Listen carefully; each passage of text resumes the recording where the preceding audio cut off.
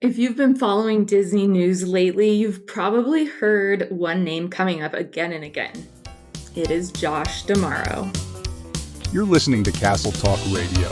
We're live on the airwaves with Becca and Jessica. Now let's jump into this week's episode.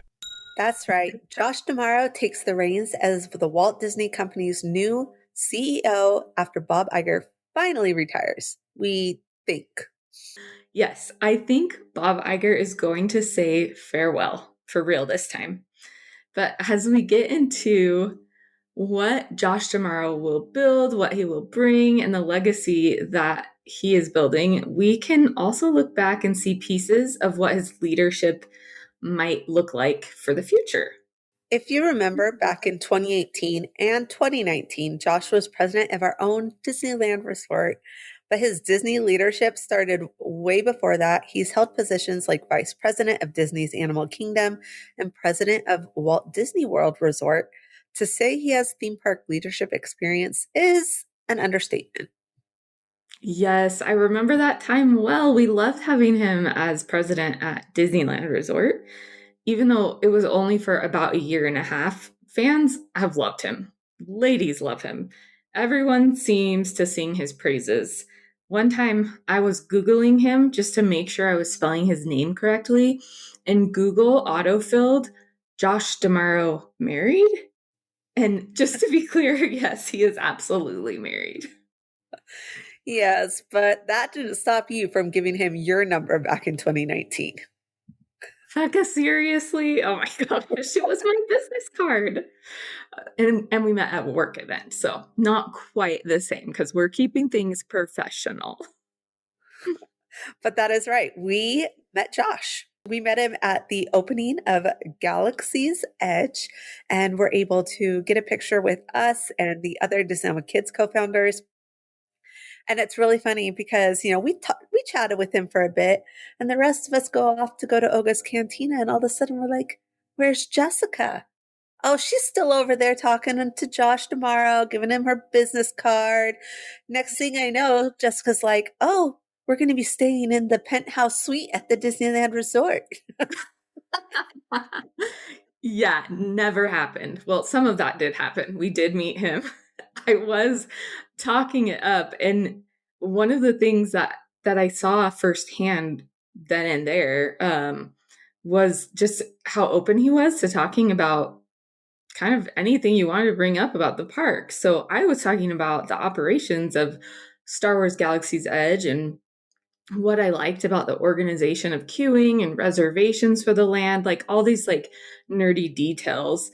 And our conversation, he gave credit to his colleague who handled that aspect that I was complimenting. And then he introduced me to her and I chatted with her some more. And then that went into other conversations. We spent a lot of that day meeting with Disney executives and giving feedback and them asking for our impressions and things like that. But that was my very first impression of Josh D'Amaro, and that was him giving recognition to his team and making connections. So that's something that I've seen and I hope to see more of from him as CEO of the company, is just giving that recognition, making connections, and making things happen. Right. It's the little things, the things that are part of his nature that will play out before the world, stockholders, Disney fans, and guests. So, what type of legacy will he build? And what do we know about his past decisions that help us decide the type of company this will be under Josh D'Amaro's leadership? Yeah, so I'm certainly not a business analyst, but I do know theme parks and specifically Disneyland. And you know, Becca, that's one of my favorite things is observation and efficiency at the park. So let's dig into what Josh has already been credited with at the theme parks, and then we'll talk about what he might be credited with in the future. Yeah, so the first thing that comes to mind is a recent quote from Josh about moving the guest experience from like to love.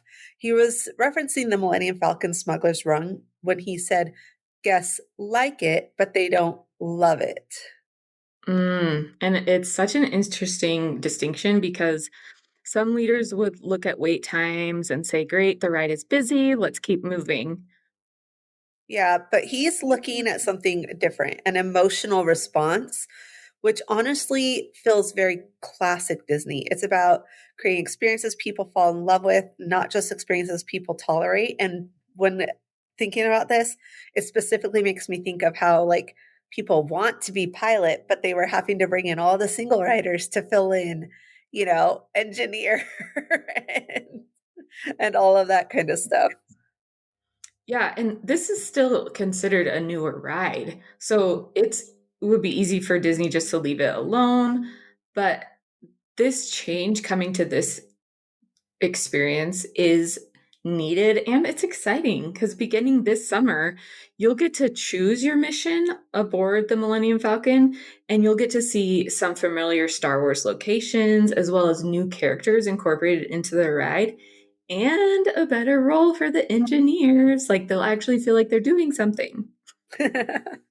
Another thing that Josh is trying to communicate is that he can and will listen to guest feedback. Sure, yes, at least some of it.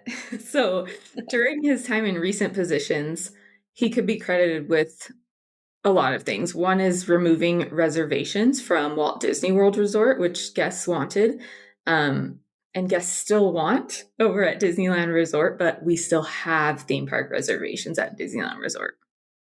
Right. And in many people's opinions, he's also the fall guy for Genie Plus, which is now Lightning Lane Multi Pass. I almost said Max Pass, Single Pass, and Lightning Lane Premier Pass.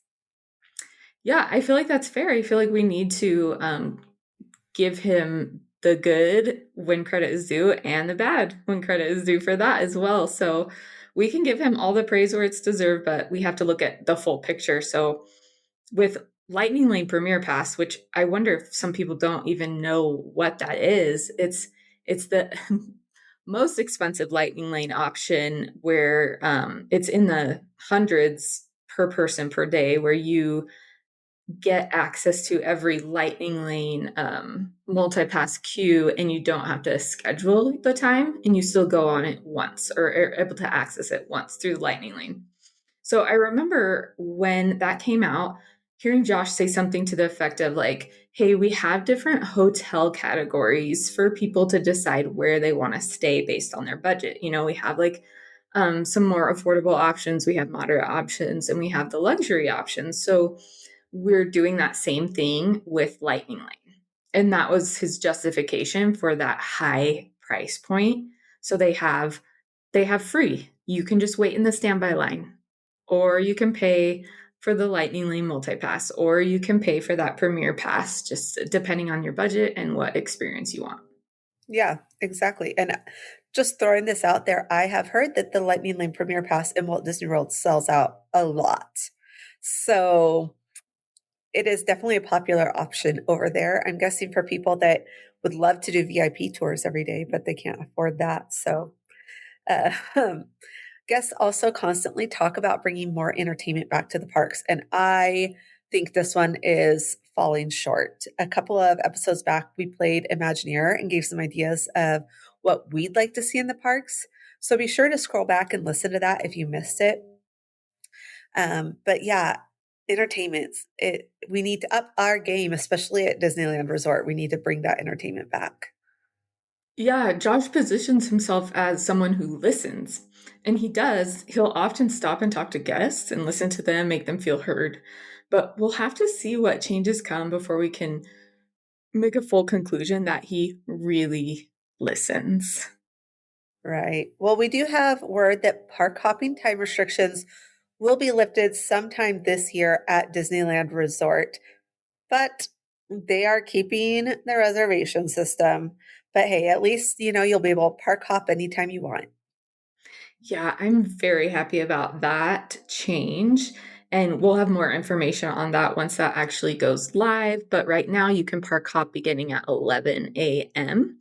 if you have a park hopper ticket. And speaking of park hopping, the kids deal that is for sale right now at getawaytoday.com/castle talk is an amazing deal. Kids can visit for as low as $48 per day, and that includes a free park hopper ticket. So it's an upgrade that is coming to you free, and it's a great value. Tickets are valid for travel between May 22nd and September 7th of 2026. So again, you can buy them right now and get your days booked and reserved. You can call 855 Getaway and mention Castle Talk Radio. Right. That is an amazing deal. I'm so sad my kids are now considered adults as far as Disney is concerned because that's such a great deal. So it seems like Josh really wants to make the theme parks more within reach for families and young children. He knows that the next generation is building a fan base, and that means getting parents and their kids into the parks. Absolutely. And even when Disney raises ticket prices, and they always do, they seem to offer better deals throughout the year to kind of keep things within reach. Yeah, definitely. And that's the other thing we love about Getaway Today. We send you there to buy tickets because that's where we buy tickets when we take our families. We're Magic Key holders, but our families aren't. So we buy their tickets there. And if a better deal comes along, they can always modify it so you never pay more when booking early. For sure. I love that perk. And one of the things that Josh Damaro is most known for is being an inside the parks guy. So we've touched on that already. He's walking the parks, he's listening to guests. And now that he's CEO, I don't expect that to change. He came up in the ranks through park operations, and he's out there talking to cast members. He's observing the guest behavior firsthand. I love that. Yeah, he has credibility among guests and cast members for sure. Let's see if he can keep that going and see if the massive parks expansion he's already promised will come to life in the way guests expect. Things like Avengers Campus expansion and Avatar at California Adventure. And then there's the new lands at Walt Disney World parks. Yeah, I'm also interested in seeing how he handles the balance of tech and real life experience. So he has been on the front lines of the tech and digital exploration of the park. So now we have digital tickets. Very rarely does someone get a paper ticket printed out. We have app expansions, so many things we do on the app, like Lightning Lane and mobile ordering. That's all come while he was either as president of one of the resorts or as president of the parks worldwide. So I feel like he can take some of that credit, good or bad, for those tech things. Right. And just to sum it up, I would say he's a parks guy who worked his way up, helped lead Disney through COVID's closures, is now overseeing the biggest expansion eras in Disney parks history, and is trying to modernize how guests experience the parks. I guess only time will tell if it is a great, big, beautiful Damaro. Ah.